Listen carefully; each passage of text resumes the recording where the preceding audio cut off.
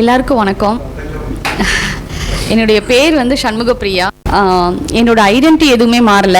ஆனால் எனக்குள்ள என்ன மாற்றம் நடந்துச்சு, என் வாழ்க்கையில் என்ன நடந்துச்சு அப்படிங்கிறத உங்கள் எல்லாருக்கூடையும் ஷேர் பண்ணிக்கிறதுல எனக்கு ரொம்ப சந்தோஷம். நான் வந்து ஒரு ஹிந்து ஃபேமிலியில், ஒரு ஆர்த்தடாக்ஸ் ஃபேமிலியில் பிறந்த ஒரு பொண்ணு. என் பேரை வச்சே தெரியும் நான் ஒரு ஹிந்து பேக்ரவுண்ட்லேருந்து வந்திருக்கிறேன். எனக்கு முன்னாடி எங்கள் வீட்டில் 3 அண்ணா. ஏன்னா என்னோட பிறப்பு எப்படி இருந்துச்சுன்றதை வச்சு சொன்னும்போது தான் அவங்க எல்லாத்துக்கும் கொஞ்சம் அண்டர்ஸ்டாண்ட் பண்ணிக்க முடியும். எனக்கு வந்து 3 அண்ணன், 4வதாக நான் பெண் குழந்தை. மதுரை மாவட்டத்தில் உசிலம்பட்டி என்னோட நேட்டிவ் பிளேஸ். ஸோ உசிலம்பட்டியில் வந்து பொதுவாக பெண் குழந்தைங்க பிறந்தா முடிச்சுடுவாங்க. அப்போ உங்களுக்கு புரியும்னு நினைக்கிறேன். ஆனால் எங்கள் ஃபேமிலி வந்து அதுக்கு ஆப்போசிட். ஆமாம், எங்கள் ஃபேமிலி வந்து அதுக்கு ஆப்போசிட். எங்கள் அப்பாவுக்கு வந்து பெண் பிள்ளைங்கன்னா ரொம்ப இஷ்டம். ரொம்ப இஷ்டம். ஸோ வந்து பெண் குழந்தை வேணும்னு சொல்லிட்டு தான் 1, 2, 3 பசங்க, 4வது நான் அப்படிங்கிற மாதிரி. எங்கள் அம்மா கிட்ட வந்து பிறந்தப்ப என்னம்மா நினச்சிங்க அப்படின்னா, அப்பாடான்னு நினச்சேன். விட்டோன்னா இன்னொரு குழந்தை பெற வச்சுட்டு போகிறவங்க அப்பா அப்படின்னு சொல்லிட்டு. ஸோ எங்கள் அப்பா வந்து ஒரு 11 வருஷம் வந்து பழனிக்கு வந்து மாலை போட்டு போனாங்களாம். எங்கள் அம்மா அப்பாவுக்கு நான் ரொம்ப லேட் சைல்டு. எங்கள் பெரிய அண்ணாவுக்கும் எனக்கும் 13 வருஷம் வித்தியாசம். ஸோ எங்கள் பெரிய அண்ணா பிறந்ததுக்கு அப்புறமா இருந்து செகண்டில் அடுத்த குழந்தையே பெண்ணாக பிறக்கணும்னு சொல்லி 11 அப்படியே ஆரம்பித்து நான் பிறக்கிற வரைக்கும் 11 வருஷம் அப்பா வந்து பழனிக்கு பாத யாத்திரை நடந்து மாலை போட்டு போனாங்க. 3 வருஷம் கடைசியாக வந்து தங்கத்தில் காவடி பண்ணி போட்டாங்க அப்படின்னு சொல்லுவாங்க. அந்த 3வது வருஷம் போட்டதுக்கு அப்புறமா தான் நான் பிறந்தேன் அப்படின்னு சொல்லிட்டு தான் எனக்கு அந்த ஞாபகத்தமாக சண்முகப்பிரியான்னு பேர் வச்சாங்க. பேர் வச்சுட்டு நான் பிறந்ததுலேருந்து எனக்கு எப்படி சொல்லி வளர்க்கப்பட்டேன் அப்படின்னா, நீ வந்து எனக்கு கடவுள் கொடுத்த கிஃப்ட்டு, நாங்கள் தேடி தேடி வந்து உன்னை வந்து எங்கள் கிடைச்ச பொக்கிஷம் அப்படின்னு சொல்லி தான் என்னை வளர்த்துருக்காங்க. கடவுள் எங்களுக்கு வந்து கொடுத்தது அப்படின்னு சொல்லிட்டு. சின்ன வயசுல எனக்கு ஒரு பெரிய பிளெஸ்ஸிங் என்ன அப்படின்னா, நல்லா படிக்க வரும். அதாவது உட்காந்து புத்தக புழுவா அப்படி ரொம்ப மெமரைஸ் பண்ணுவேன் அப்படின்னு சொல்ல முடியாது. ஆனால் எனக்கு படிக்க ரொம்ப பிடிக்கும். இஷ்டப்பட்டு தான் படிப்பேன், கஷ்டப்படலாம் ரொம்ப அப்படிலாம் கிடையாது. அடுத்து எந்த ஒரு காம்படிஷன் வந்து நான் பார்ட்டிசிபேட் பண்ணாலும் அதில் வந்து வின் பண்ணிடுவேன். எந்த காம்படிஷனும் ஃபஸ்ட் ப்ரைஸ். அப்படி தான் சின்ன வயசுலேருந்து எல்லாத்துலேயுமே இருப்பேன் நான். அதாவது ஆல்ரவுண்டர் மாதிரி. அது எனக்கே தெரியாது எப்படி எல்லா டேலண்ட்டும் எப்படி எனக்கு கிடைக்குது அப்படிங்கிறது வந்து எனக்கே தெரியாது. டான்ஸ், பரதநாட்டியம், அப்புறம் வந்துட்டு கொக்கோ பிளேயராக இருந்திருக்கிறேன். எந்த காம்படிஷன் வந்து இப்போ கண்டக்ட் பண்ணாலும் நேம் கொடுத்துருவேன், ப்ரைஸ் வாங்கிடுவேன். ஸோ வந்து நான் வந்து அந்த காம்படிஷனில் வந்து செலக்ட் ஆகிட்டேன், நான் வந்து பார்ட்டிசிபேட் பண்ண போகிறேன்னா மற்ற எல்லாரும் பேர் கொடுக்கவே யோசிப்பாங்க. இன்றைக்கி வரைக்கும் சர்ச்சிலேயே அதான் நடக்குது. சர்ச்சிலேயே வந்து ஏதாவது பைபிள் மிஸ் ஏதாவது காம்படிஷன் வச்சாங்க அப்படின்னா பேர் கொடுத்துட்டா, ஐயோ அந்த அக்கா கொடுத்துட்டாங்க நம்ம கொடுக்க வேண்டாம் அப்படின்னு. அதனாலேயே நான் லாஸ்ட்டு ஒரு ஃபியூ இயர்ஸாக நான் பார்ட்டிசிபேட் பண்ணுறதே இல்லை. ஏன்னா என்ன செஞ்சுட்டாங்கன்னா, இப்போ சர்ச்சில் எல்லாம் வந்துட்டு கொஸ்டின் மேக்கர் ஆக்கிட்டாங்க, கொஸ்டின்லாம் ப்ரிப்பேர் பண்ணுறதுக்கு ஆக்கிட்டாங்க, அந்த போஸ்டிங் போட்டாங்க. ஏன்னா நான் கண்டிப்பாக பார்ட்டிசிபேட் பண்ணால் ஃபஸ்ட் ப்ரைஸ். அது என்ன ஒரு பெரிய கிஃப்ட்னா ஃபஸ்ட்டு ப்ரைஸ் தான். செகண்ட் ப்ரைஸ் கூட ரொம்ப வெரி ரேராக தான் வாங்குவேன். ஸோ வந்து அப்படி வந்து ஃபுல்லாத்துலேயும் வந்து ஒரு அப் டு வந்து ஒரு 10th ஸ்டாண்டர்ட் வரைக்கும் எனக்கு 10th +1 வரைக்கும் வந்துட்டு ஃபெயிலியர்னா என்னன்னு தெரியாது, அதுக்கு அர்த்தம் என்னன்னு தெரியாது. ஏன்னா எடுத்து வச்ச எல்லா ஸ்டெப்பும் 10th வந்து ஸ்கூல் ஃபஸ்ட்டு, இந்த மாதிரி எடுத்து வச்ச எல்லா ஸ்டெப்புமே சக்ஸஸ். ஸ்போர்ட்ஸ் போகிறேன், நான் வேணும்னே தோத்துட்டு வருவேன் ஸ்போர்ட்ஸ்லாம். ஏன்னா நம்ம வந்து ரொம்ப அடுத்தடுத்த லெவலுக்கு போயிடுவாங்க, கூட்டிகிட்டு போயிடுவாங்க அப்படி சொல்லிட்டு போதும் அப்படிங்கிற மாதிரி டிஸ்ட்ரிக்ட் லெவல் மட்டும் வந்துட்டு போயிடுறது அந்த மாதிரி. ஸோ எடுத்து வச்ச எல்லா ஸ்டெப்பும் சக்ஸஸ். வாழ்க்கையில் ஃபெயிலியரே நான் பார்த்ததில்ல. அப்படி இருக்கும்போது ஒரு நாள் ஒரு 9th ஸ்டாண்டர்ட் படிச்சுட்டு இருக்கிறப்போ எனக்காகவே தோணும். அப்போ நான் ஸ்கூல் பீப்புள் லீடர் வேறு. என்னை வந்து கிளாஸில் நான் இருக்கிற எல்லாருமே கேட்பாங்க, எப்படி உன்னால் முடியுது, எப்படி நீ வந்து நைட்லாம் உட்காந்து படிப்பியா? ஏன்னா வந்து காலையில் பார்த்தோன்னா ஸ்கூல் பீப்புள் லீடராக நான் எங்கள் அம்மா சொல்லுவாங்க, எல்லா பிள்ளைங்களும் காலைல 8:30 9 மணிக்கு ஸ்கூல் போகுதுன்னா என் பிள்ளை மட்டும் 7 மணிக்கெலாம் ஸ்கூல் போயிடுது அப்படின்வாங்க. ஏன்னா அவ்வளோ ரெஸ்பான்சிபிலிட்டிஸ் இருக்கும் ஸ்கூலில். போய் அதை பண்ணணும் இதை பண்ணணும் எல்லா ரெஸ்பான்சிபிலிட்டியும் இருப்பேன். எல்லா ஸ்போர்ட்ஸ் அப்படியே எல்லாம் பண்ணிட்டோம். ஆனால் ஃபஸ்ட் ரேங்க் தான் வாங்குவேன். அது எனக்கு எப்படின்னே தெரியாது, நிஜமாவே எனக்கு தெரியாது. நைட்லாம் உட்காந்து படிப்பியான்னு கிளாஸில் கேட்பாங்க, இல்லவே இல்லை அப்படின்னு போய் சொல்கிறேன் அப்படி சொல்லுவாங்க. நிஜமாவே இல்லை. ஆனால் நல்லா புரியும், பிடிக்கும், படிப்பேன். அந்த மாதிரி தான் இருந்தது.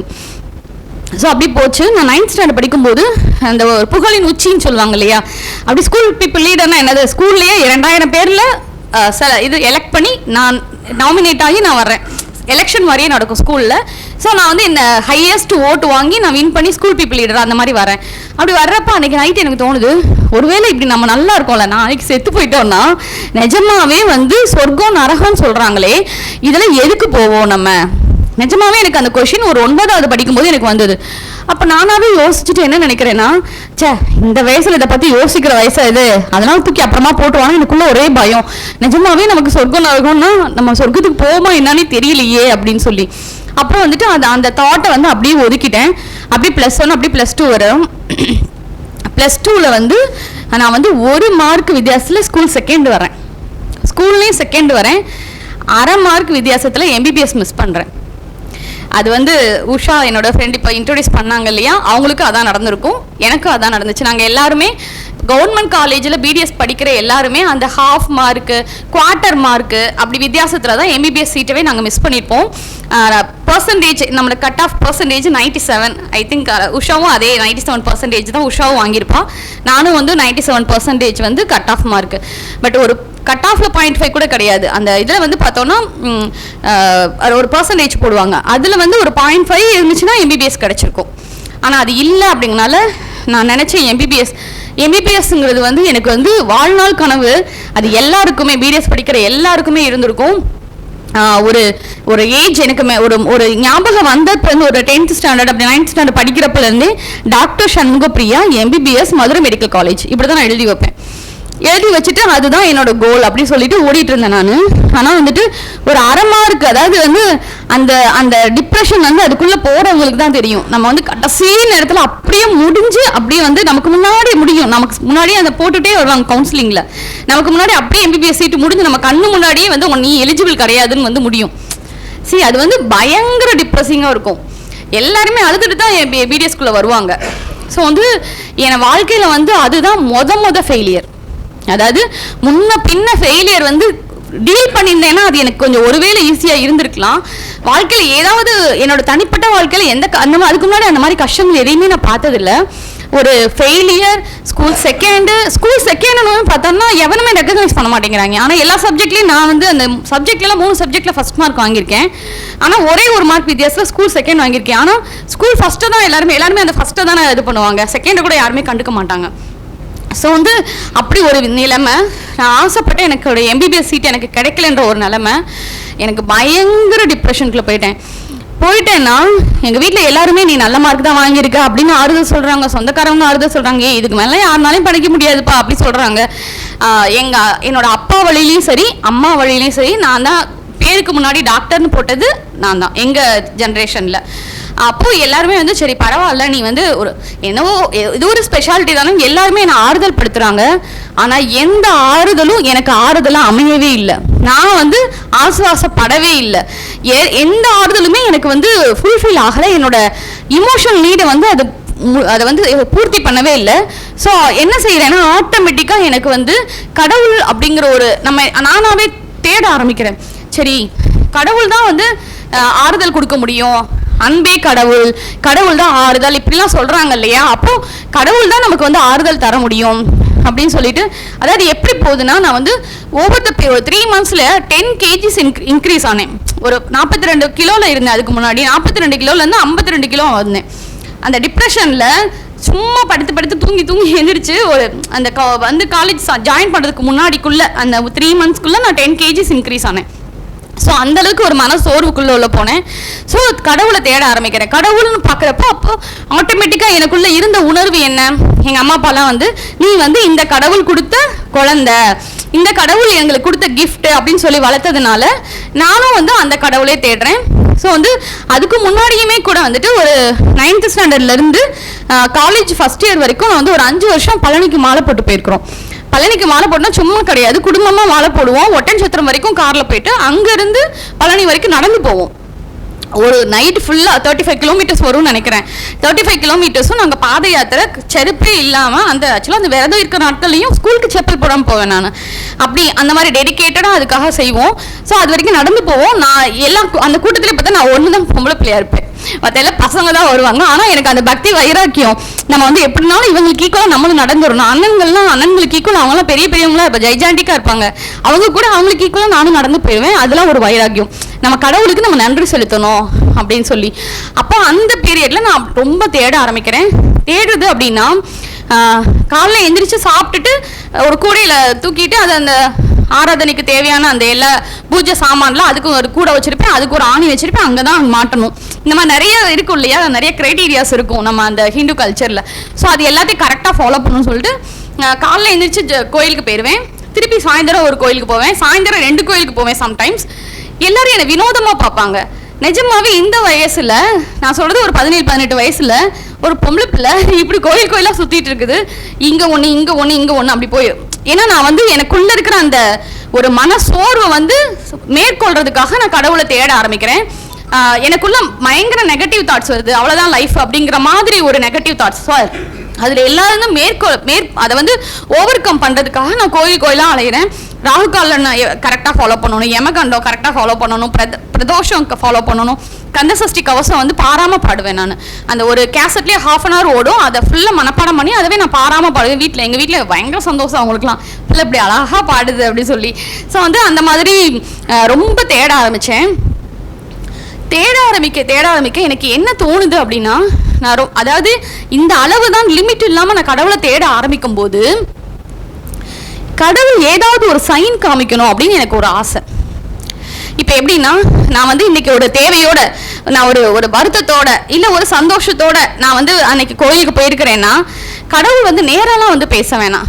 ஏன்னா வந்து நம்மளை படைச்ச கடவுள்னா எல்லாவற்றையும் கடந்தவர், அப்படிதான் எனக்கு நான் போதிக்கப்பட்டேன். ஸோ எல்லாவற்றையும் கடந்த அந்த கடவுள் அப்பமா நம்ம மனுஷங்க கிட்ட வந்து பேசணும், நேரில் வந்து பேசலாம் கிடையாது, ஆனால் யார் மூலமாவது பேசலாம் இல்லையா. இப்போ நான் ஒரு துக்கத்தில் இருக்கேன், ஒன்றும் இல்லைம்மா கவலைப்படாதுன்னு பக்கத்து வீட்டு அக்காவது வந்து சொல்லணும்ல. இந்த மாதிரி மனுஷங்க மூலமா கடவுள் பேசணும். இல்லை ஏதாவது கோயிலில் போகிறோம், ஏதாவது ஆசை எழுதி போட்டிருக்காங்களே, ஆனால் அது எல்லாமே அதுக்கப்புறம் கிறிஸ்டியானிட்டியில் பாசிபிள்னு எனக்கு அப்போ தெரியவே தெரியாது, சத்தியமாக எனக்கு தெரியாது. ஆனால் அது ஃபுல்லாத்தையும் அங்கே போய் நான் தேடி இருக்கேன். நான் போய் ஏதாவது ஒரு சைன் காமி, நீ இருக்கிறேன்னு காமி அப்படின்லாம் கேட்டிருக்கேன். நான் ரொம்ப துக்கத்தில் போய் அந்த கவுன்சிலிங் அட்டன் பண்ணி அப்படியே பிரேக் ஆகி உடஞ்சி போய் வரும்போது ஏதாவது ஒரு வார்த்தை, ஒன்றும் பயப்படாத இதுதானே, இதில் நீ சக்ஸஸ்ஃபுல்லாக வருவேன் அப்படியாவது சொல்லுங்களேன் அப்படின்னு அந்த சாமிகிட்ட கேட்குறேன். எந்த பதிலும் இல்லை. அப்போ நான் எனக்குள்ள ஆறுதல் படுத்திக்கிட்டது என்ன அப்படின்னா, கடவுள் வந்து ஒரு சாதாரண மனுஷங்க, நம்மக்கிட்ட எப்படி இந்த கடவுள்லாம் பேசுவாங்க, அதனால வந்து நம்ம செய்ய வேண்டியதை நம்ம செஞ்சுருவோம். யூஸ்வலாக அப்படி தானே செய்கிறாங்க, எல்லாரும் போகிறாங்க, அவங்க பூஜை பண்ணுறாங்க, அவங்க வந்துடுறாங்க.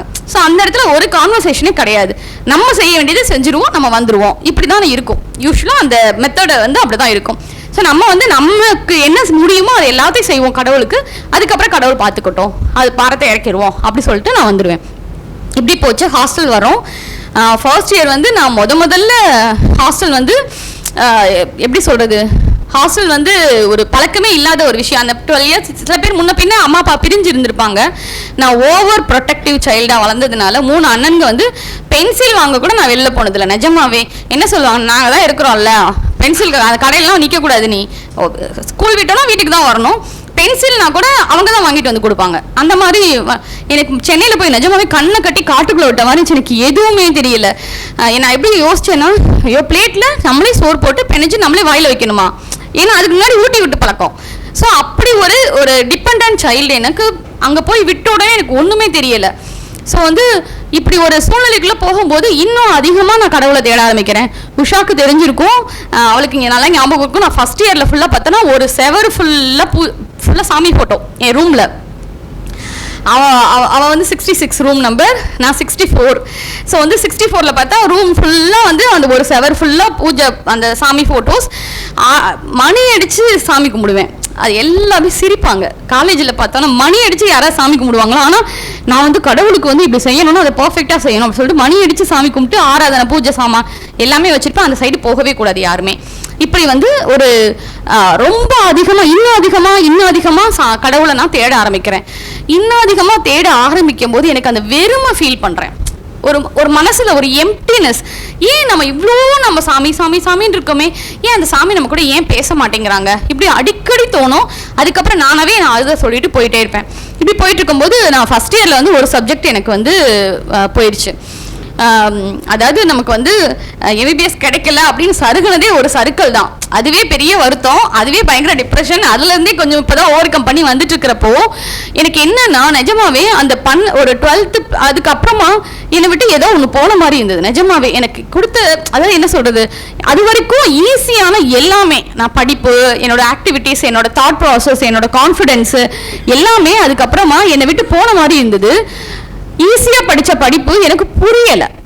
யூஸ்வலா எல்லாரும் என்ன செய்வாங்க, மனப்பாடம் பண்ணிடுவாங்க. சில பசங்களை நான் பார்த்துருக்கேன், புரியலன்னா கூட தட்டிடுவாங்க, கடகடன்னு தட்டிடுவாங்க, இதுக்கடுத்துன்னு. ஆனா எனக்கு புரியலன்னா அது படிக்கவே முடியாது. ஸோ எனக்கு சப்ஜெக்ட்ஸ் புரியவே மாட்டேங்குது. நானும் விட்டுறேன். காலையில் நான் அந்த மாதிரி நான் +2ல கூட படிக்கல, 4 மணி நேரம் தான் தூங்குவேன் காலேஜ் டைமில். ஆனாலும் எனக்கு புரியவே இல்லை. அப்படி தடுமாறி மொத்தம் 4 சப்ஜெக்ட் நினைக்கிறேன், 3 பாஸ் ஆகியாச்சு, 1 வந்து ஃபெயில் ஆகியாச்சு. ஸோ வந்து ஃபெயிலுங்கிறது வந்து அது வந்து மெடிக்கல் காலேஜில் எப்படின்னா, இப்போ எப்படி 1ஆம் கிளாஸ் ஃபெயில் ஆனால் 1ஆம் கிளாஸ்லேயே போட்டுருவாங்க இல்லையா, அது மாதிரி மெடிக்கல் காலேஜில் 1 வருஷம் ஃபெயில் ஆனோம்னா அந்த வருஷத்தை கிளியர் பண்ணாமல் அடுத்த வருஷம் வர முடியாது. ஆனால் ஃபர்ஸ்ட் இயரில் மட்டும் 2 சப்ஜெக்ட் போனால் தான் ஃபெயில், 1 சப்ஜெக்ட் போனால் கேரி ஓவர்னு சொல்லுவாங்க. செகண்ட் இயர் படிச்சுட்டு இருக்கும் போதே இந்த ஃபர்ஸ்ட் இயரை கிளியர் பண்ணிடணும். இந்த செகண்ட் இயரும் ஃபர்ஸ்ட் இயரும் அதாவது இடையில அதை கிளியர் பண்ணிட்டு செகண்ட் இயர் படிக்கும்போது மிடில் வந்து இந்த எக்ஸாம் வரும். இதை கிளியர் பண்ணால் தான் செகண்ட் இயர் கம்ப்ளீட் பண்ண முடியும். இல்லைன்னா திருப்பி மறுபடியும் ஃபர்ஸ்ட் இயர்ல இருக்க வேண்டியதான். நான் சொல்றது உங்களுக்கு புரியும் நினைக்கிறேன். செகண்ட் இயர் போயாச்சு, ஆனா இந்த ஃபர்ஸ்ட் இயர் கிளியர் இடையில எக்ஸாம் வரும். இப்போ ஜூன்ல வந்து இதுக்கு ரிசல்ட் வந்துச்சுன்னா அக்டோபர்ல மறுபடியும் எக்ஸாம் வரும். இந்த எக்ஸாம் கிளியர் பண்ணாதான் நான் செகண்ட் இயர் போக முடியும், இல்லைன்னா இந்த ஃபர்ஸ்ட் இயர்ல இருக்க வேண்டியதான். இப்படி ஒரு இது. ஸோ எனக்கு சீரியஸ்லாம் என்ன சொன்னாங்க அப்படின்னா, நீ செகண்ட் இயர் படிச்சுக்கிட்டே இரு, நவம்பர்ல எக்ஸாம் வரும், நீ அக்டோபர்ல மட்டும் ஃபர்ஸ்ட் இயர் சப்ஜெக்ட் அந்த ஒரு சப்ஜெக்ட் ஏற்கனவே படிச்சது தானே, ஸோ 1 மாசம் நீ படிச்சேன்னா அதை கிளியர் பண்ணிடுவ, அப்படி சரியாயிடும். அப்படி நீ வந்து அப்படி செகண்ட் இயரும் நீ கிளியர் பண்ணிடலாம் அப்படின்னு எனக்கு ஐடியா கொடுத்தாங்க. ஓகே, நான் படிக்கவே இல்லை, ஃபர்ஸ்ட் இயர் சப்ஜெக்ட் படிக்கல, ஏன்னா செகண்ட் இயர் அதை விட டஃபாக இருக்கும். ஃபார்மகாலஜின்னு ஒரு சப்ஜெக்ட் இருக்குது, அது ரொம்ப டஃப். ஸோ வந்து நான் செகண்ட் இயர் சப்ஜெக்டை நான் படிக்க ஆரம்பிக்கிறேன். இதை வந்து ஒதுக்கி வச்சுட்டேன், நம்ம வந்து எக்ஸாமுக்கு 1 மாதத்துக்கு அக்டோபரில் ஸ்டார்ட் பண்ணிக்கலாம் அப்படின்னு சொல்லிட்டு. ஸோ இப்படி போயிட்டுருக்கு. அக்டோபரில் கரெக்டாக நான் வந்து எக்ஸாம் படிக்கிறதுக்காக புக்கு தூக்குறேன். அது வரைக்கும் மற்ற கஷ்டம்லாம் வந்துச்சு, ஆனால் ஹெல்த் வைஸ் எனக்கு எந்த பிரச்சனையும் வந்ததில்லை. காய்ச்சலே வராது, அப்படி கூட வராது. ரொம்ப ஆரோக்கியமாக இருப்பேன், ரொம்ப ஆக்டிவாக இருப்பேன், துருத்துருன்னு இருப்பேன். நடந்து போகிறதே வந்து பார்த்தோம்னா நான் 4th ஃப்ளோரில் இருந்தேன். அடுத்து செகண்ட் இயர் படிக்கும்போது வேற ஹாஸ்டல். ஸோ 4th ஃப்ளோர்லேருந்து 2 தவி தான் ஏறுவேன். நடக்கிறதே வந்து ஒரு மாதிரி குடுக்குடுன்னு நடக்கிறது, ஃபாஸ்ட்டாக நடக்கிறது. ஒரு விஷயத்தை வந்து துருத்துருன்னு இருக்குங்கள்ல பிள்ளைங்க, அந்த மாதிரி கேட்டகரி. அமைதியாக அந்த மாதிரிலாம் கிடையாது. கொஞ்சம் அராத்து, கொஞ்சம் என்ன சொல்கிறது, மேலேருந்து சருகி வருது, படியிலலாம் சருகி வருவாங்க. லேடிஸ் ஹாஸ்டல் தானே, இருக்கிற எல்லா சேட்டையும் பண்ணுவேன் நான். மேலேருந்து அப்படியே சருகி வர்றது, நடந்துலாம் வர்றது கிடையாது. ஏறும்போது தவி ஏறது, இறங்கும்போது அந்த சைடில் கைப்பிடி இருக்கும் இல்லையா, அதில் சருகியே வருவேன் நான். அந்த எல்லா சேட்டையும் பண்ணுவேன். ஸோ வந்து ரொம்ப ஆக்டிவான ஒரு பர்சன். ஆனால் கரெக்டாக அந்த சப்ஜெக்டை எடுத்து நான் வந்து நவம்பரில் எக்ஸாம், அக்டோபர் ஃபர்ஸ்ட் வீக் வந்து அந்த சப்ஜெக்டை எடுத்து படிக்க உட்காடுறேன். எனக்கு வந்து வேர்ட்டிகோன்னு சொல்லுவாங்க மெடிக்கல் ஃபீல்டில், அந்த வெஸ்டிபுலர் நர்வ், அந்த காதுலேருந்து பிரெயினுக்கு போகிற அந்த நர்வ் வந்து வீக் ஆயிடுச்சு அப்படின்னு சொன்னாங்க. ஸோ பயங்கர கிடினஸ்னால் ரொம்ப கிடினஸ். என்னால் வந்து என்னோட வேலைகளே என்னால் செய்ய முடியல. படுத்துட்டு இருக்கிற போது ரூமே வந்து நம்ம வந்து இந்த ஜெயிண்ட் வீல் ஏறுவோம்ல, ராட்டினத்தில் ஏறினா எப்படி இருக்கும், இப்படி இந்த மாதிரி ராட்டினம் சுற்றினா எப்படி இருக்கும், இப்படி சுற்றுறது இல்லை, சைடில் இப்படி சுற்றினா எப்படி இருக்கும், அந்த மாதிரி நம்ம நேரம் அப்படி உட்காந்துருந்தோம் அந்த ரூம் அப்படி சுற்றிக்கிட்டே இருக்கிற மாதிரியே இருக்கும். ஒரு தடவை சுற்றலாம், 2 தடவை சுற்றலாம், ஒரு நாள் ஃபுல்லாக சுற்றிட்டு இருந்தால் எப்படி இருக்கும். எந்திரிச்சு என் தலையை என்னால் ஹோல்டு பண்ணவே முடியாது. அதே மாதிரி அந்த ஒரு நிஸ்டாக்மஸ்னு ஒரு கண்டிஷன், இந்த ஐபால் வந்து நம்மளை அறியாமலே இப்போ நம்ம நேரம் பார்க்கணும், அது தானாக ஒரு பக்கம் ஆடிட்டு இருக்கும். நம்மளோட கண் விழி இருக்கு இல்லையா, அது வந்து தானாகவே ஷேக் ஆகிட்டு இருக்கும். அந்த மாதிரி ஒரு கண்டிஷனும் அப்போ எனக்கு இருந்தது. ஸோ வந்து என்னால் என்னோட வேலைகளே செய்ய முடியல. என்னோட ரூமில் இருக்கிற ஃப்ரெண்ட்ஸ் தான் வந்து எனக்கு கொஞ்சம் ஹெல்ப் பண்ணுவாங்க, எதுக்கு பாத்ரூம் போகிறதுக்கே. ஸோ அங்கேயும் நாங்கள் செக் பண்ண இதான் கண்டிஷன் அப்படி கண்டுபிடிச்சிட்டு எனக்கு அதுக்குரிய டேப்லெட்ஸ்லாம் கொஞ்சம் கொடுத்தாங்க. ஆனால் அது எப்படி இருக்கும்னா, அந்த டேப்லெட் போட்டால் வந்துட்டு கிடினஸ் இல்லாமல் இருக்கும், ஆனால் என்னால் படிக்க முடியாது. என்னால் லெட்டர்ஸ் வந்து பார்க்க முடியல. என்னால் என்னோட நம்ம இப்படி பார்க்க ரீட் பண்ணுறோம் இல்லையா, அப்படி ரீட் பண்ணவே முடியல. சரி கொஞ்ச நாள் ரெஸ்ட் எடுத்துகிட்டு வரலாம் அப்படின்னு சொல்லிட்டு நான் வந்து சென்னையிலேருந்து உசிலம்பட்டி வரேன். உசிலம்பட்டியிலேருந்து திருப்பி மதுரையில் ஒரு டாக்டர், ஒரு நியூரோ ஃபிசிஷியன் பார்த்து அங்கே ட்ரீட்மெண்ட்லாம் எடுக்கிறோம். எடுத்து அந்த மாத்திரைலாம் போடும்போது எப்படி இருக்குன்னா, அதுதான் கிடினஸ் இல்லாமல் இருக்குது. ஆனால் வந்துட்டு என்னால் படிக்கவே முடியல. யாரும் என் பின்னாடி இருந்து புஷ் பண்ணுற மாதிரி இருக்கும். என் தலையே நான் அப்படி ஹோல்டு பண்ணவே முடியாது. இப்படி நேராக நிற்குது இல்லை, அப்படி நிற்கவே முடியாது. தானாக இப்படி போகிற மாதிரி இருக்கும். அது லேட்டஸ்ட்டாக படிக்கவே முடியல. ஸோ நான் படிக்கவே இல்லை. இப்போ எப்படின்னா வந்து நின்றுச்சு. நான் எக்ஸாமுக்கும் இன்னும் வந்து 10 நாள் அவ்வளோதான் இருக்குது அப்படிங்கிற மாதிரி. அப்போ வந்து நான் எங்கள் அம்மா அப்பா கிட்ட சொல்கிறேன், இப்போ எனக்கு வந்து கிடினஸ் இல்லை, இன்னும் 10 நாள் இருக்குது. நான் போய் ஹாஸ்டலில் இருந்துட்டேன்னா மற்றவங்க படிப்பாங்கள்ல, இதே மாதிரி மற்ற பசங்க ஒரு 2 சப்ஜெக்ட் ஃபெயிலான பசங்க படிப்பாங்கல்ல, அவங்க படிக்கிறத நான் வந்து லிசன் பண்ணுறேன். அல்லது நான் படித்து நான் எக்ஸாம் எழுதுறேன். எங்கள் வீட்டில் இருக்கவங்க எல்லாருக்கும் ஆறுதல் சொல்லி, அன்னைக்கும் வந்து ஃபுல்லாக கோயிலுக்குலாம் போய் எங்கள் வீட்டில் வந்து அந்த திருநெல்லாம் எடுத்துகிட்டு வந்து கொடுத்தாங்க. அதெல்லாம் இது பண்ணிவிட்டு அவங்களுக்கு நான் ஆறுதல் சொல்லிட்டு வந்தேன். ஏன்னா எங்கள் அம்மா அப்பா ரொம்ப உடஞ்சி போயிட்டாங்க. அவங்களால அதை ஏன்னா பிள்ளைக்கு இப்படி திடீர்னு என்னமோ ஆயிடுச்சு அப்படின்னு சொல்லிட்டு ரொம்ப அழுக ஆரம்பிச்சிட்டாங்க. ஸோ நான் அவங்களுக்கு ஆறுதல் சொல்லிட்டு நான் வந்து பஸ் ஏறுறேன். இன்னும் 9 நாள் தான் இருக்குது எக்ஸாமுக்கு. நான் வந்து ஹாஸ்டல் வந்துட்டேன். ட்ராவலிங் டயர்டில் அன்றைக்கி ஃபுல்லாக தூங்கியாச்சு. இன்னும் எக்ஸாமுக்கு 8 நாள் தான் இருக்குது. ஸோ வந்து அன்னைக்கு நைட்டு புக் எடுத்து வைக்கிறேன். மறுபடியும் அந்த கிடினஸ் வருது. இப்போ நான் டேப்லெட் எடுக்கிறேன். இதுக்கு முன்னாடியாச்சும் டேப்லெட் எடுத்தால் கிடினஸ் வராது, டேப்லெட் எடுக்கலன்னா தான் வரும். ஆனால் இப்போது அந்த புக்கை எடுத்து வைக்கிறேன், ஒரே தலை சுத்தல். மாத்திரை ஆனால் அன்றைக்கி எடுத்துருக்குறேன், மாத்திரை இன்டேக் பண்ணியிருக்கிறேன், அவ்வளோதான். இதுக்கப்புறம் என்னால் முடியவே முடியாது அப்படின்னு சொல்லிட்டு ஒரே மாதிரி உடஞ்சி போன ஒரு சிச்சுவேஷன் அன்னைக்கு. இதுக்கு முன்னாடி இந்த முதல்ல எனக்கு இந்த தலை சுத்தல் ஆரம்பிச்சிச்சு இல்லையா, அன்னைக்கு வந்து நான் வந்து எங்கள் ரூமில் ரொம்ப அழுகிறேன். போர்வை மூடிக்கிட்டு, யாருக்குமே தெரியாது நான் அழுதது. அன்னைக்கு வந்து ரொம்ப அழுகிறேன். நான் வந்து கும்பிட்ட சாமியை நோக்கி நான் கேட்குறேன், ஏன் சாமி எனக்கு இப்படிலாம் நடக்குது? நான் வந்து என்னோட லைஃப்பை வந்து ரிவர்ஸ் பண்ண முடியாது. நான் வந்து திருப்பி எனக்கு MBBS சீட்டு கொடுன்னு நான் உன்கிட்ட கேட்கல. எனக்கு வந்து நான் ஃபெயில் ஆனதை வந்து அதை ரிவர்ஸ் பண்ண முடியாது. நான் இனிமேல் எக்ஸாம் எழுதி அதில் நான் பாஸ் பண்ணணும் இல்லையா, அதை போய் மாற்ற முடியாது. சரி, என் வாழ்க்கை எதுவுமே ரிவர்ஸ் ஆகாது. ஆனால் இனி வர்ற வாழ்க்கையாவது நான் வாழ்றதுக்கு எனக்கு உடம்புலையாவது தெம்பு வேணும் தானே. என்னோட சூழ்நிலையை மேற்கொள்றதுக்கு, என் சூழ்நிலையை நான் வாழ்றதுக்கு எனக்கு உடம்புலையாவது தெம்பு வேணும்ல. ஏன் நீ வந்து எதுவுமே செய்யாம அப்படியே இருக்க? நான் ஒன்னதானே தேடி வரேன். காலையில எந்திரிச்சா நீ தான், தூங்கினா நீ தான், நடந்தா நீ தான், அப்படிதானே இருக்கிறேன். அந்த அந்த வார்த்தையை நான் உச்சரிச்சுக்கிட்டே இருப்பேன், முருகா முருகா முருகான்னு சொல்லிக்கிட்டே இருப்பேன். நான் அப்படி நான் உன்னைய ஓயாம நான் உச்சரிக்கிறேனே, நீ ஏன் நான் இருக்கிறேம்மா, நீ கவலைப்படாதன்னு மட்டுமாவது சொல்லுங்க சாமி, நீ ஏன் எதுவுமே பேச மாட்டேங்கிற அப்படின்னு ரொம்ப அழுகிறேன். நைட்டு 1 மணி அப்படி போகுது. காலேஜ்லாம் வந்துட்டு, அதுவும் எஸ்பெஷலி மெடிக்கல் காலேஜ் ஹாஸ்டல்லாம் வந்துட்டு மதுரைக்கு தான் தூங்கா நகரம். அது வந்து ஹாஸ்டல் தூங்கா நகரம் மாதிரி தான் இருக்கும். யாருமே அப்படி ஒரு 3 மணிக்கிட்ட தான் சைலண்ட், 3 to 5 தான் சைலண்டாக இருக்கும் ஹாஸ்டல்லே. ஸோ வந்து நான் யூஸ்வலான டைம் தான் அது. ஸோ 12 மணி 1 மணி போகுது. நான் அழுகிறேன், அழுது கேட்குறேன். அங்கேருந்து ஒரு பதிலும் இல்லை. ஸோ வந்து நான் வந்து மறுபடியும் நான் கேட்குறேன், நிஜமாவே நீ இருக்கியா சாமின்னு கேட்டேன். இது உண்மை. நான் அந்த சாமிகிட்ட கேட்குறேன், நீ நிஜமாவே நீ இருக்கியா, ஏன் எனக்கு எதுவுமே சொல்ல மாட்டேங்கிற, எதுவுமே பேச மாட்டேங்கிற. அப்புறம் நான் கேட்குறேன், ஒருவேளை நான் வந்து இதுக்கு முன்னாடி செஞ்ச பாவத்தினால எனக்கு நான் இந்த தண்டனையெல்லாம் நான் அனுபவிக்கிறேன் அப்படின்னா, நான் அப்படி கேட்குறேன், அனுபவிக்கிறேன்னா ஏன் சாமி நீ வந்து போன ஜென்மத்து பாவத்தை ஞாபகம் வச்சு இந்த ஜென்மத்துல நான் தான் கழிக்கணும் அப்படின்னா சாமி நீயே மன்னிக்க கூடாதுன்னு கேட்டேன். ஒரு பஸ்ல நான் ஒரு காலை மிதிச்சிடறாங்க, நம்மள சாரின்னு கேட்குறாங்க. நடந்து போகும்போது எதாவது தெரியாம நம்ம காலை மிதிச்சிடறாங்க. போகும்போது திருப்பி சாரின்னு கேட்குறாங்க. அப்படி சாரி கேட்கும்போது நம்ம என்ன சொல்றோம்? சரி பரவாயில்ல பார்த்து போங்கன்னு சொல்லுவோம், மன்னிச்சிடுறோம். மனுஷங்க நம்மளே மன்னிக்கும் போது ஏன் கடவுள் நீ போன ஜென்மத்து பாவத்தை ஞாபகம் வச்சு எழுதி வச்சு நான் தான் கழிக்கணுமா, ஏன் நீ மன்னிக்க மாட்டியா அப்படின்னு கேட்குறேன். நிஜமாவே நீ இருக்கியா இல்லையா கேட்குறேன். ஏன் நீ கூட பேச மாட்டேங்கிற? எனக்கு அந்த ரிலேஷன்ஷிப் வேணும்னு அவ்வளோ தவிச்சேன். கடவுள் நம்மக்கிட்ட ஒரு ரிலேஷன்ஷிப் வேணும், ஒரு உறவு வேணும் அப்படின்னு தவிச்சேன். அப்போ நீ இருக்கியா இல்லையா அப்படி கேட்குறேன். எந்த பதிலும் இல்லை. அப்புறம் நானா கேட்குறேன், ஒருவேளை இந்த உலகத்துல சாமின்னு ஒருத்தவங்க இருக்கீங்களா, கடவுள் ஒருத்தவங்க இருக்கீங்களா இல்லை இல்லையா? அப்படி கடவுள்னு ஒருத்தர் இருக்கீங்கன்னா, இப்ப உலகத்துல எல்லாரும் சொல்றாங்கல்ல பல வழிகள் இருக்கு, நிறைய வழிகள் இருக்கு, நிறைய மதங்கள் இருக்கு. அப்படி எல்லா மதங்கள் ஆனா போய் சேர ஒண்ணுன்னு சொல்றாங்களே, அப்படி இருக்கா இல்ல ஒரே தெய்வம் ஒரே வழி அப்படி இருக்கா? எனக்கு எப்படி இருந்தாலும் நீங்க எனக்கு சொல்லுங்களேன் அப்படின்னா திருப்பியும் சைலண்ட். அப்புறம் திருப்பி நான் சொல்றேன், இந்த உலகத்துல சாமின்னு ஒருத்தவங்க இருந்தீங்கன்னா, கடவுள் ஒருத்தவங்க இருந்தீங்கன்னா, என்னை வந்து நீங்க தான் வந்து என் வாழ்க்கையில இன்டர்ஃபியர் பண்ணணும். யாருன்னு எனக்கு நீங்க வெளிப்படுத்துங்களேன், எனக்கு யாருன்னே தெரியல, நீங்க தயவு செய்து நீங்க உங்களை எனக்கு ரிவீல் பண்ணுங்க அப்படின்னு நான் கெஞ்சுறேன். என்னால தேடி கண்டுபிடிக்க முடியல, நீங்களா என் வாழ்க்கையில இன்டர்ஃபியர் பண்ணுங்க அப்படின்னு மட்டும் சொல்லிட்டு நான் தூங்கிட்டேன். காலையில் எழுந்திரிச்சு அஸ் யூஷுவல் எப்பயும் போல பூஜை பண்ணுவோம் இல்லையா, பூஜை பண்ணிட்டு நான் சொன்னதையே அப்படி மறந்துட்டு போயிட்டேன். இப்போ எக்ஸாமுக்கு இன்னும் வந்து 8 நாள் 7 நாள் தான் இருக்கு.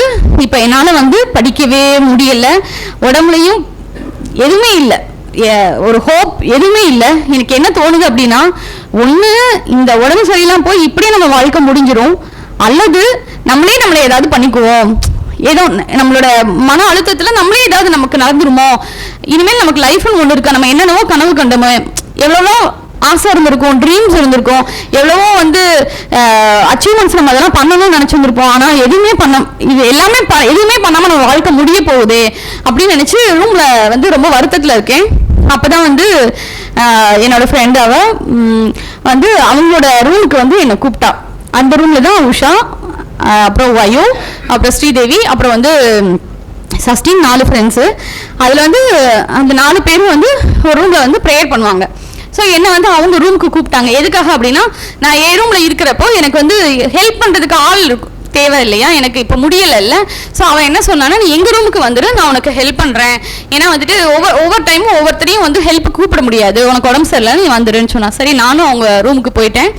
ஸோ நான் வந்து படுத்துட்டு என் மைண்டில் ஏதோ ஓடிட்டு இருக்க, அவ்வளோதான் முடிய போகுது அப்படி சொல்லிட்டு உடஞ்சி போய் ஒன்றுமே இல்லாத ஒரு சிச்சுவேஷன், எனக்குள்ளே எதுவுமே இல்லை அப்படி மாதிரி ஒரு சிச்சுவேஷன். அப்படி இருக்கிறப்போ அவங்க வந்து அன்னைக்கு நைட்டு ப்ரேயர் பண்ணுறாங்க. அவங்க வந்து அந்த 4 பேருமே வந்து எனக்கு முன்னாடி, இப்போ உஷா வந்து எனக்கு முன்னாடி 1 வருஷத்துக்கு முன்னாடி ஏசாமி ஏற்றுக்கிட்ட பொண்ணு. ஸோ அவங்க எல்லாரும் வந்து அன்னைக்கு ப்ரேயர் பண்ணாங்க. அப்போ என்கிட்ட வந்துட்டு உஷா தான் கேட்டா, உனக்கு விருப்பம் இருந்தால் வந்து உட்காரு அப்படின்னு சொல்லி. ஏன்னா அதுக்கு முன்னாடி வரைக்கும் ஏதாவது வந்து கிறிஸ்மஸ் ப்ரோக்ராம் அப்படின்னு சொல்லி அந்த மாதிரி ப்ரோக்ராம்ஸ்னால் வந்துட்டு கேக் கொடுப்பாங்க பார்த்தீங்களா, கேக் கொடுத்தா கூட வாங்க மாட்டேன்.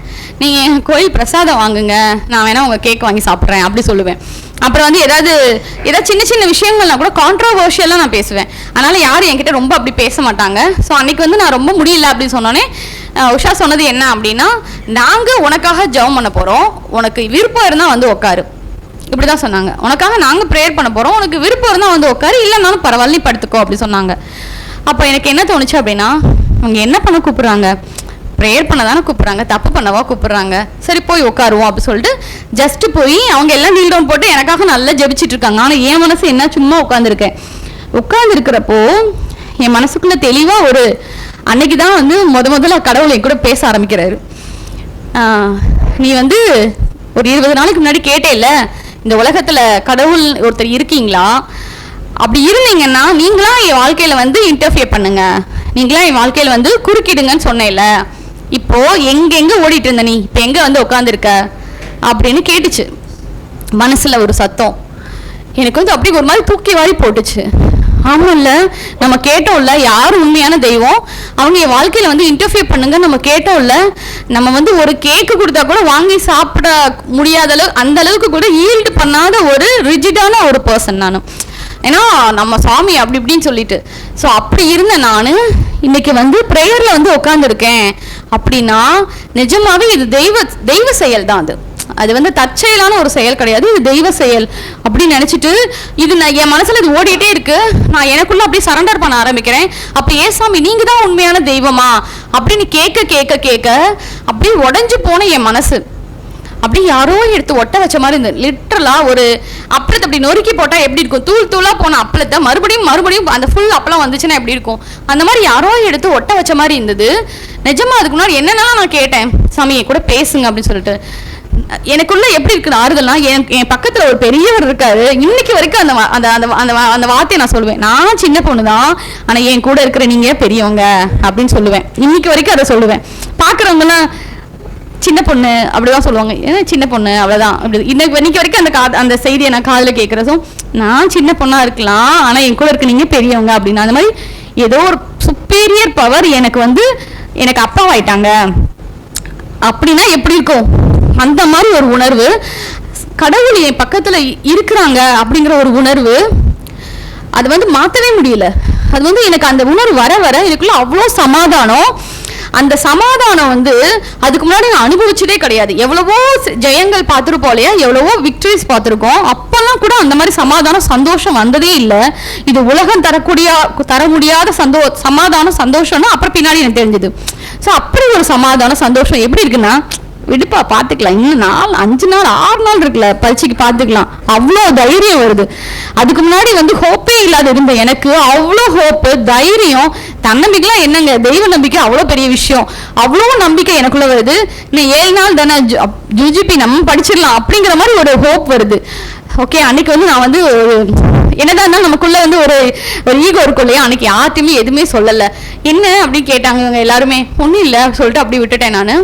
ஆனால் கொஞ்ச நேரம் கழிச்சு காலையில் எழுந்திரிச்சோடனே நான் வந்து கேட்டேன், எனக்கு ஒரு பைபிள் தருவீங்களா அப்படின்னு கேட்டேன் எங்கள் ஃப்ரெண்ட்ஸ் கிட்ட. உடனே சந்தோஷமாக அவங்க பைபிளை எனக்கு கொடுத்துட்டாங்க. அதை எடுத்து அப்படியே வாசிக்க ஆரம்பித்தேன். நான் வந்து கடவுள் என் கூட பேசுறத உணர ஆரம்பிச்சேன். அந்த பைபிள் வார்த்தைகள் மூலமா கடவுள் என் கூட பேசுறத உணர ஆரம்பிச்சேன். அதுக்கு முன்னாடி எனக்கு அந்த புக்ஸ் எல்லாம் ஒண்ணுமே புரியல, அப்படி மாதிரி இருந்தது. ஆனா வந்து பார்த்தோம்னா ஒரு 3 நாள் கூட ஒரே ஒரு லெசன் எடுத்துட்டு புரியாம உட்காந்து மண்டே உடைச்சிட்டு இருப்பேன். ஐயோ நமக்கு புரியலையேன்னு 3 மணி நேரத்துல அதே லெசனை நான் படிச்சு முடிச்சேன். அப்படி அதாவது இப்ப நான் இந்த ப்ரேயர்ல இருந்து என்னோட எக்ஸாமுக்கு கரெக்டா பார்த்தோன்னா ஒரு 6 நாள் அந்த கேப் தான், கரெக்டா பார்த்தோன்னா ஒரு 5 நாள் தான் இதுல படிச்சு முடிக்கணும் இல்லையா. படிக்க முடிஞ்சது. அதுக்கப்புறம் மிகப்பெரிய விஷயம் என்னன்னா, அந்த தலை சுத்தல் எனக்கு அதுக்கப்புறம் வரவே இல்லை. அது வந்து பெரிய பெரிய ப்ரேயர் மீட்டிங், பெரிய பெரிய மனுஷங்களாம் கிடையாது. ஒரு 4 சாதாரண பொண்ணுங்க, ஒரு பொண்ணுக்காக ஜெபம் பண்ணுத ஒரு கடவுள் வந்து எந்த அளவுக்கு லிசன் பண்ணா, ஒருத்தரை வந்து செலக்ட் பண்ணா, ஒரு 4 பேர். எனக்கு நடந்த எந்த விஷயமே பெரிய பெரிய மீட்டிங்லாம் நடந்திருக்காது. 4 பேர் 2 பேர் இல்லை தனியாக நான் சாமியை பார்த்து கேட்டிருப்பேன். அதுதான் என் வாழ்க்கையில் பெரிய விஷயமா நடக்கும். ஸோ வந்து அதுக்கப்புறம் அந்த தலை சுத்தல் இன்னைக்கு வரைக்கும் எனக்கு வரலை. ஆனால் டாக்டர்ஸ் சொன்னது என்னன்னா, ஒவ்வொரு வருஷமும் வின்டர் சீசன்ல உங்களுக்கு வரலாம் அப்படின்ற மாதிரி சொல்லியிருந்தாங்க. ஆனால் இது வரைக்கும் அதனால எனக்கு தலை சுத்தல் எனக்கு வரவே இல்லை. அடுத்து அந்த எக்ஸாமுக்கு ஒரு 5 நாள் தான் படிச்சுருந்துருப்பேன். அதுவும் நல்லா தூங்குவேன், ஜாலியாக நல்லா சாப்பிடுவேன். அப்புறம் வந்துட்டு கிடைக்கிற டைமில் நல்லா கான்சன்ட்ரேட் பண்ணி படிக்க எனக்கு கடவுள் வந்து ஹெல்ப் பண்ணாங்க. பெரிய என்னன்னா, எனக்கு பக்கபலமாக எனக்கு கடவுள் இருக்காரு அப்படிங்கிற ஒரு அசைக்க முடியாத ஒரு நம்பிக்கை வந்து கடவுள் கொடுத்தாங்க. அந்த எக்ஸாம் நான் எழுதி பாஸ் பண்ணேன். அப்படியே எனக்கும் கடவுளுக்கான உறவு வந்து அப்படியே தொடர்ந்து போயிட்டே இருந்துச்சு. வந்து அந்த பைபிள் வார்த்தைகள் வந்து அவ்வளோ வந்து என்ன சொல்றது பேச ஆரம்பிச்சது. ஒரு 10 நாள் பட்டினியா இருக்கவங்க முன்னாடி வந்து பிரியாணி வச்சா எப்படி சாப்பிடுவாங்க, அது மாதிரி ஒரு தடவை பைபிளை ஒரு 3 மாசத்துல படிச்சு முடிச்சிட்டேன். ஃபர்ஸ்ட் டைம் பைபிள அந்த அளவுக்கு ஒரு ஈகர்ல அப்படியே சாப்பிட ஆரம்பிச்சோம். அப்புறம் நாங்க எல்லாருமே ஒரு ஹிந்து பேக்ரவுண்ட்ல இருந்து வந்ததுனால அடுத்து காலேஜ் முடிச்சதுக்கு அப்புறம் என்னோட கல்யாணத்துக்காக வரன் பார்க்கும்போது எப்படி பார்த்தாங்க அப்படின்னா, வீட்டில் அஸ் யூஷுவல் ஹிந்து தானே, ஸோ வந்து அந்த மாதிரி தான் பார்க்க ஆரம்பித்தாங்க. ஸோ நான் வந்து வீட்டில் வந்து ரொம்பவே நான் வந்து சொல்லிட்டேன், என்னால் வந்து அடுத்து வந்து என்னோட அமைகிற வாழ்க்கை துணை வந்து ஒரு பிலீவராக இருந்தால் நல்லாயிருக்கும். அதாவது பிலீவர்னா அவங்களுக்கு தெரியாது இல்லையா. ஸோ வந்து என்ன மாதிரியே வந்து ஒரு ஹிந்துவா இருந்து ஏசாமி ஏற்றுக்கிட்டவங்களா இருந்தாலும் பரவாயில்ல, ஆனால் அப்படிப்பட்ட வரன் எனக்கு வேணும் அப்படின்னு சொல்லிட்டு எங்கள் வீட்டில் ரொம்ப நான் கேட்டேன். அப்புறமா தான் எனக்கு வந்து வீட்டில் வந்து நெருக்கங்கள் கொஞ்சம் ஆரம்பிச்சது. அது வரைக்கும் பேசிவாக போயிட்டு இருந்த வீடு வந்து கொஞ்சம் நெருக்கங்கள் ஆரம்பிச்சது. ஸோ வந்து ஒரு 2 வருஷம் 2.5 வருஷம் அப்படியே பார்த்துட்டே இருக்கிறாங்க. எதுவுமே வந்து அவங்க வந்து ஒத்துக்கலை, கிறிஸ்டின் வரங்கள் எதுவுமே ஒத்துக்கலை, அது அமையவும் இல்லை. அதுக்கப்புறம் தான் என் ஹஸ்பண்ட் பார்த்து ஃபிக்ஸ் பண்ணாங்க. ஸோ வந்து நான் வந்து இவரை வந்து பார்த்துட்டு ஒரு 15 நாள் பதிலே சொல்லலை. சரி இந்த மாப்பிள்ளை போயிடுவாங்க அப்படின்னு நினச்சிட்டேன். நம்மளை பார்த்து பயந்து ஓடி போயிட்டாங்க அப்படின்னு நினச்சிட்டேன். அதுக்கப்புறம் பார்த்தோன்னா கரெக்டாக 15 நாள் கழிச்சு அவங்க சைட்லேருந்து ரெஸ்பாண்ட் வருது. அது வந்ததுக்கப்புறம் பார்த்தா கடன் வந்து ஃபிக்ஸ் பண்ணிட்டாங்க. அதாவது ஒரு தடவை பொண்ணு பார்த்துட்டு போயிருக்காங்க அப்படின்னா 15 நாள் கழிச்சு வந்து இந்த பூ வைக்கிறதுன்னு சொல்லுவாங்க இல்லையா, அது பூ வைக்கிறதுன்னு சொல்லிட்டு ஃபிக்ஸ் பண்ணிட்டாங்க. ஃபிக்ஸ் பண்ணிவிட்டு என் நம்பர் வந்து அவங்க தங்கச்சி வந்து வாங்கிட்டு போயிட்டாங்க, ஃபோன் நம்பர். அன்னைக்கு பூ வச்சு அன்னைக்கு போய் மண்டபத்துக்குலாம் அட்வான்ஸ் கொடுத்துட்டாங்க. எனக்கு என்னன்னா, ஐயோ இந்த பையனுக்கு நம்மளோட பிலீஃப் வந்து சொல்லவே இல்லை. அன்னைக்கு தான் வந்தாங்க, பார்த்தா ஃபிக்ஸ் பண்ணி மண்டபத்துக்கு அட்வான்ஸ் கொடுக்குற அளவுக்கு போயிட்டாங்களே அப்படின்னு சொல்லிட்டு நான் வந்து யோசிச்சுட்டே இருக்கேன். எனக்குள்ள பயங்கர வருத்தம். என்னன்னா, ஐயோ நம்மளோட பிலீஃப் வந்து நம்மளோட நம்பிக்கைக்கு நம்மளோட திருமண வாழ்க்கை ஏதாவது தடையாயிருமோ அப்படின்னு ரொம்ப வருத்தம். அப்போ நம்ம வந்து அதை சொல்லிடணும். எனக்கு என்ன அப்படின்னா, இவங்க நல்ல பாசிட்டிவாக பார்க்கும்போதே தெரியும் இல்லையா, இவர் வந்து நல்லா சிரிச்சு அப்படி சொல்லிட்டு போனாங்க. அப்படி இருக்கிறப்போ நானும் வந்து ஓகே அப்படி சொன்னேன். ஆனால் வந்து நமக்கு பிலீஃப்க்கு வந்து ஒரு பெரிய தடையாயிடக்கூடாது, அதை நம்ம முதல்ல சொல்லிடணும் அப்படின்னு சொல்லிட்டு இவங்க வந்து அன்னைக்கு ஃபிக்ஸ் பண்ண அன்னைக்கே நைட்டு வந்து மெசேஜ் அனுப்புகிறாங்க, ஹாய் பிரியா அப்படி சொல்லிட்டு. இங்கேருந்து ரெஸ்பான்ஸே பண்ணவே முடியல. ஏன்னா எனக்குள்ள ஒரு பயங்கர ஒரு என்ன சொல்கிறது வருத்தங்கள், என்ன பண்ணுறதுன்னு தெரியல அந்த மாதிரி இருந்துச்சு. அதுக்கப்புறம் வந்துட்டு அடுத்த நாள் வந்து நானே ஃபோன் பண்ணி, இல்லை உங்ககிட்ட ஒரு முக்கியமான விஷயம் பேசணும், அதை பேசிட்டு அது ஓகேனா அதுக்கப்புறம் நம்ம ஃபோனில் பேச ஆரம்பிக்கலாம்.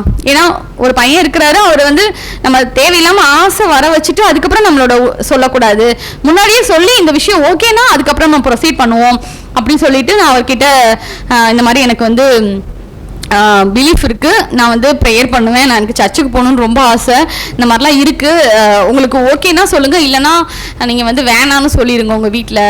இது நடக்கிறது வந்து February 14 வேலண்டைன்ஸ் டே.